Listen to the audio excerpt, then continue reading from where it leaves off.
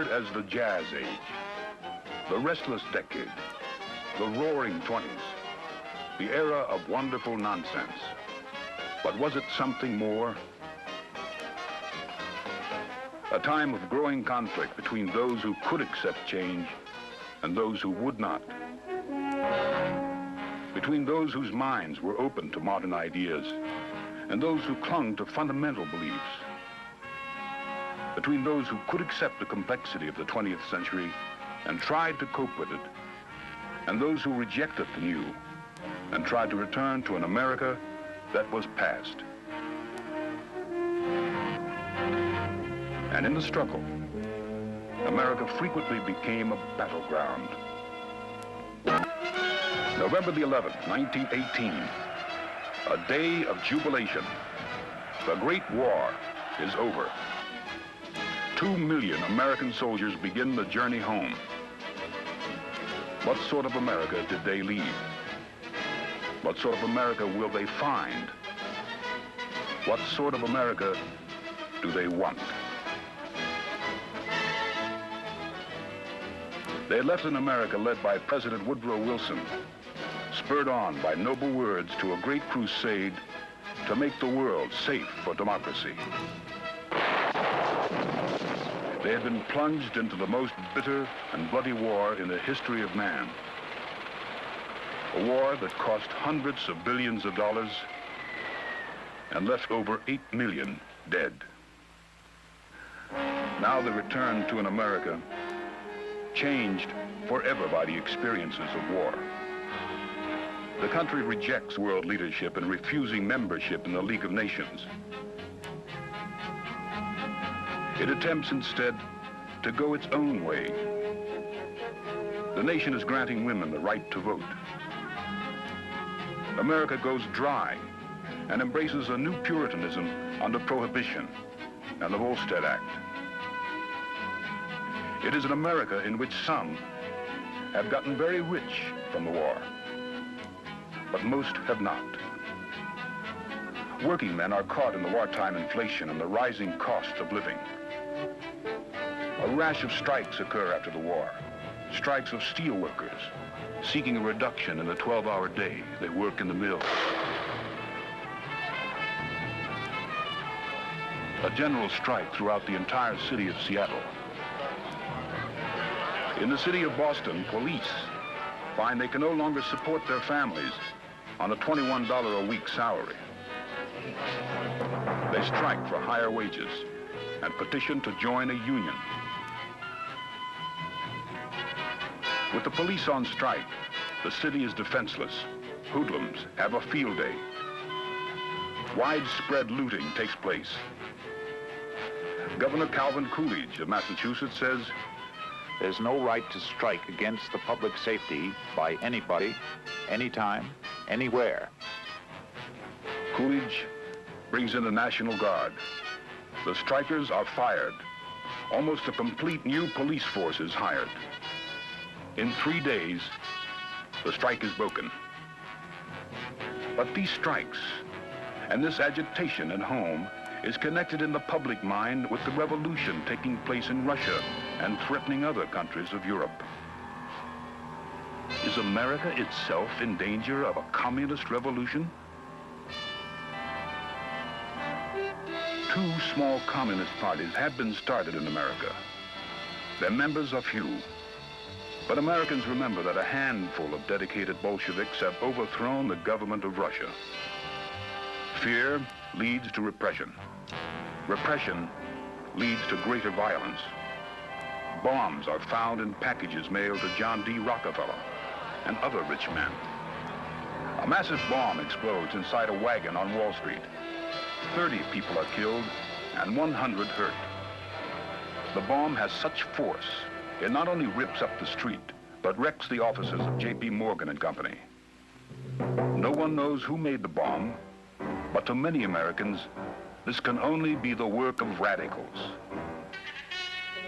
Attorney General Palmer rounds up known radicals, and even those innocently attending radical meetings. More than 5,000 people are arrested.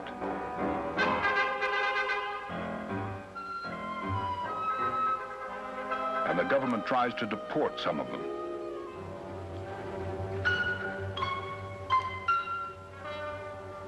College graduates call for the dismissal of professors suspected of radicalism. School teachers are forced to sign oaths of allegiance. Hysteria reaches a new high. Thus, in 1919, only a year after the armistice, America is no longer confident of saving the world for democracy, but afraid that the nation will be overturned by a handful of extremists. Americans are frightened by scare headlines and the growing wave of disorders sweeping the country. And if the police can't defend the public, other organizations will take the law into their hands. There is a resurgence of the Ku Klux Klan, which now begins to gain supporters even in the North. Masked figures parade openly on the main streets of northern towns and even in the nation's capital.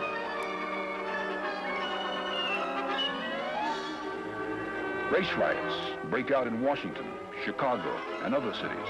And with the Klan comes a rising wave of anti-Negro, anti-Jewish, anti-Catholic prejudice. In the climate of the times, foreigners and foreign ideas are suspect. There is a fear that hundreds of thousands of starving Europeans and Asians will immigrate to the United States to escape the suffering of the Great War. Harsh, new immigration laws are being enacted to exclude Asians and reduce the number of immigrants from Eastern and Southern Europe. The new policy rests upon the policy of Anglo-Saxon supremacy. After 2 decades of constant change, the country wants a rest. What it wants is best summed up by a Republican senator from Ohio, Warren Harding. America's present need is not for heroics, but healing. Not revolution, but restoration. Not nostrums, but normalcy. Back to normalcy. Printed in newspapers, the phrase sweeps the country. The senator from Ohio becomes the Republican candidate for president. And on March 4th, 1921, with an ailing Woodrow Wilson at his side, Warren Harding drives down Pennsylvania Avenue to become the new president. Seldom have 2 men been more different. Wilson, the visionary, the idealist, the man of great speeches and great crusades. Harding, the man who has no plan, no purpose, no mission, whose greatest desire is to be liked.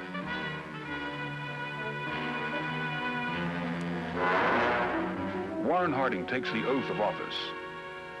The progressive era is over. America enters the age of normalcy. But what is normalcy? The word itself did not then exist. Is it modern industrial America with its huge steel mills and great dynamos moving confidently into the future? Or is it rural America? The America of comfortable, sleepy small towns, clinging to past values. The president himself describes the American small town where he grew up and says, What is the greatest thing in life, my countrymen? Happiness. And there is more happiness in the American village than in any place on the face of the earth.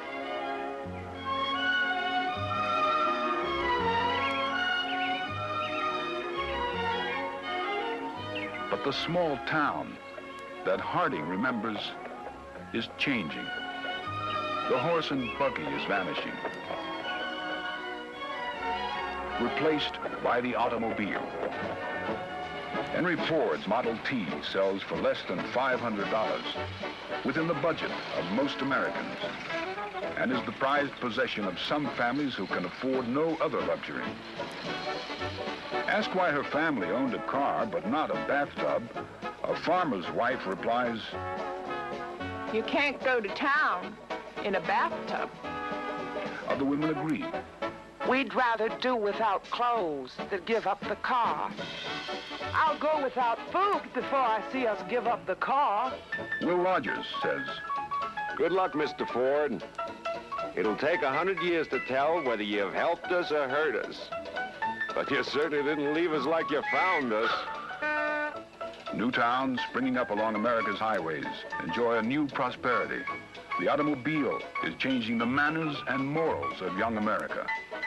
Young people now travel halfway across a state to attend a sporting event or dance. And on the way back, they can park, unchaperoned.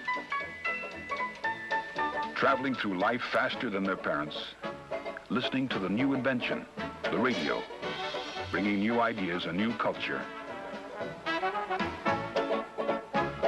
Seeing motion pictures glorifying defiance and rebellion, young people are in a ferment. Parents find themselves confronted by children who want to live faster, enjoy more, experience more deeply than their elders. It is a time of rising prosperity, but declining idealism.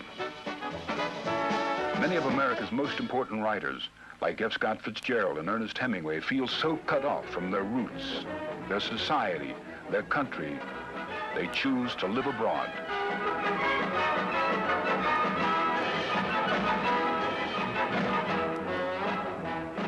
Gertrude Stein says of them, "You are all a lost generation." Writers who stay at home feel alienated too. Sinclair Lewis and H.L. Mencken express a growing dissatisfaction with the lack of direction and purpose in American life. In a changing America, President Harding finds his job immensely more difficult than he imagined. He complains to a friend, John, I can't make a thing out of this tax problem. I listen to one side and they seem right. And then I talk to the other side and they seem just as right. God, what a job. Unable to understand the problems that confront him, Harding ages in office, suffers a stroke, and dies. A small-town man who only wanted to be well-liked. He is genuinely mourned. But only a few months after his death, scandals in his administration are revealed. His Secretary of the Interior, Albert Fall, is convicted of having leased important naval oil reserves to men who gave him huge bribes. Yet the country is prosperous, and many people do not want this prosperity questioned or to see the confidence of the American people disturbed. The senators who reveal the Harding scandals are denounced. The job of the new president is to maintain prosperity and not rock the boat. Vice President Calvin Coolidge, who broke the Boston police strike in 1919, becomes president and says, This is a business country. It wants a business government. The man who builds a factory builds a temple. The man who works there worships there. It is felt that in this booming America, anybody who applies himself can become rich. The number of millionaires doubles.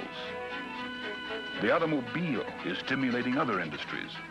Tires, paint, glass, nickel, steel, petroleum, and road building.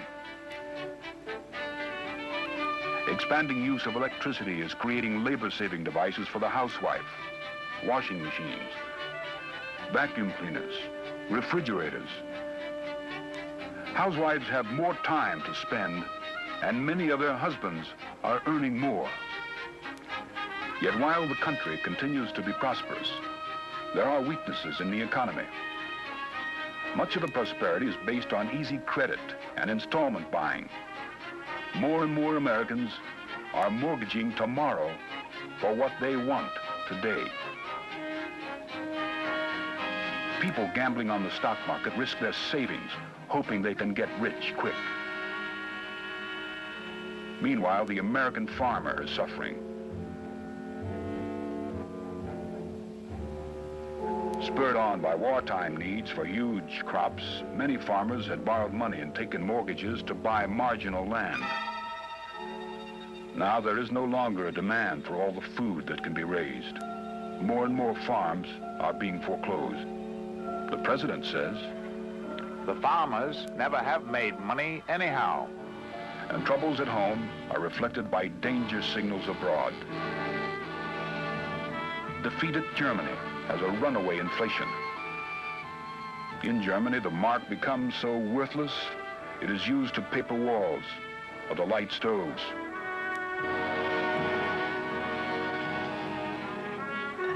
Riots start. These disturbances facilitate the rise of radicals and help the cause of an Austrian corporal named Adolf Hitler, who wants to overthrow the Versailles Treaty and restore Germany to her former power. In Italy, a fascist dictator, Benito Mussolini, has already taken control of the country. Meanwhile, at home, the split between those who accept modern America and those who want to return to the past widens. In 1925, the issue of the old fundamentalism versus the new science makes headlines because of a trial that takes place in a small town in Tennessee. Tennessee is one of several states that has passed a law declaring it illegal to teach the theory of evolution. A young teacher named Scopes determines to test the law. He teaches his biology class the theory of evolution. To the newspapers of America, this becomes the monkey trial. An attorney from Chicago, Clarence Darrow, comes to defend the science teacher. William Jennings Bryan, who rejects science and preaches a literal interpretation of the Bible, proudly agrees to help the prosecution.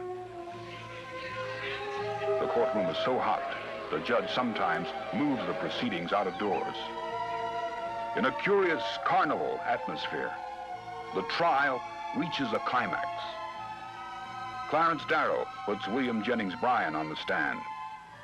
Do you agree with most scientists that the world is millions of years old? I agree with my Bible. The world was created in 4004 BC. Do you say you do not believe that there were any civilizations on this earth that reach back beyond 5,000 years? I am not satisfied by any evidence I have seen. The trial underlines the split in America, but settles nothing. For another 40 years, it continues to be illegal to teach the theory of evolution in some states. While the Scopes trial has been going on, another case that will drag on for almost 7 years reflects America's suspicion of foreigners, anarchists, and agitators. In Dedham, Massachusetts, 2 Italian immigrants, Niccolo Sacco and Bartolomeo Vanzetti, are on trial for their lives. The prosecution contends they are guilty of robbery and the murder of a factory paymaster. The defense says the men are innocent and are victims of the Red Scare that followed the war. To many intellectuals, this case becomes a symbol of unreasoning prejudice against people who are different. They work to free the immigrants, raise funds that continue appeals on the verdict for 7 years. After the men are executed in 1927, they quote Vanzetti, "If it not been for this thing, I might have died a failure. Now we are not a failure. Never in our full life could we hope to do such work for tolerance, for justice, for man's understanding of man, as now we do by an accident." The country is prosperous. America has 40% of the world's wealth. And there is a continuing search for new sensations, new thrills, like flagpole sitters. And new sports heroes, like Babe Ruth and Jack Dempsey. In 1927, the country finds the perfect hero in Charles Lindbergh. First man to fly the ocean alone in a single-engine plane, Lindy glorifies the new science of aviation that is making the world smaller and bringing men closer together. But at the same time, he personifies the old American values. He is a trailblazer, a pioneer in the tradition of Daniel Boone and the men who opened up the West. The continuing clash between the new and the old, the conflict between the big cities and rural America reaches its climax in the presidential election of 1928. The Republicans nominated Herbert Hoover, born of old-stock American parentage in a small town in Iowa. A self-made millionaire who was critical of Europe and a firm believer in rugged individualism. For the first time, the Democrats nominate a Catholic, Al Smith, born on the Lower East Side of Manhattan, a man who speaks in a raucous New York accent. Smith, of Irish descent, is not only the leader of the immigrant-based Democratic Party, but he is suspected of believing in racial equality. Unlike Hoover, he is for repeal of prohibition. Made a national law in 1920, prohibition has proved unenforceable. In an America that has 18,700 miles of border and coastline, there are fewer than 3,000 agents. Congressman Fiorello LaGuardia says that to enforce prohibition, the city of New York alone would need 250,000 police and another 200,000 to police the policemen. The most respectable citizens frequent illegal speakeasies. There is a growing breakdown of respect for the law.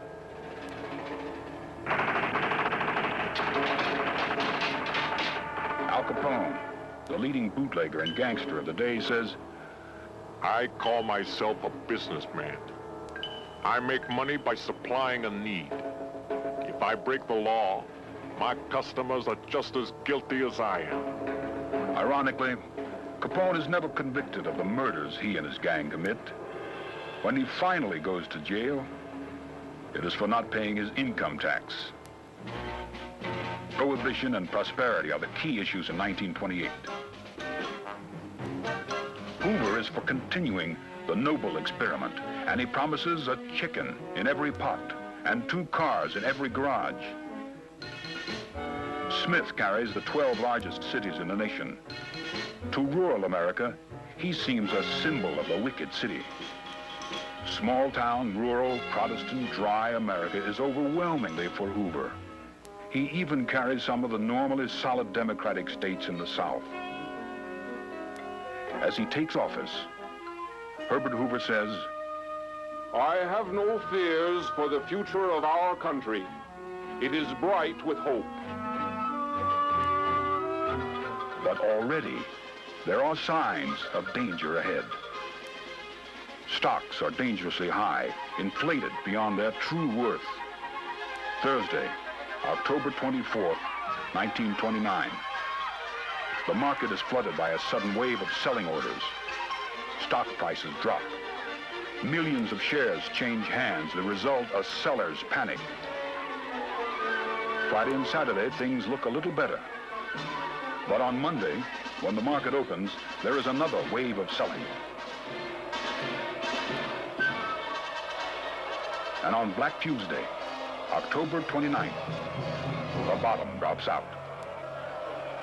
Almost overnight, the value of stocks drops more than $50 billion. And with the bursting of the big bubble, some speculators commit suicide. Little investors have their savings wiped out. The shockwave from the crash rolls on and on. Many businesses are forced to close. National income drops to less than half. 1 out of every 4 farms is sold for taxes. By the end of 1930, there are 4.5 million unemployed. By 1932, there will be 13 million out of work. It was the end of an era that had begun with America rejecting world leadership. It was a time when the country became hysterical about foreigners, suspicious of anybody who was different. A time when many Americans tried to return to a world that no longer existed. It was a time when the country was prosperous. Much of the prosperity was based on easy credit and installment buying. But with the crash and the years of depression that followed came a new mood. The country did not yet have the answers to the problems it faced, but it knew it had to face them.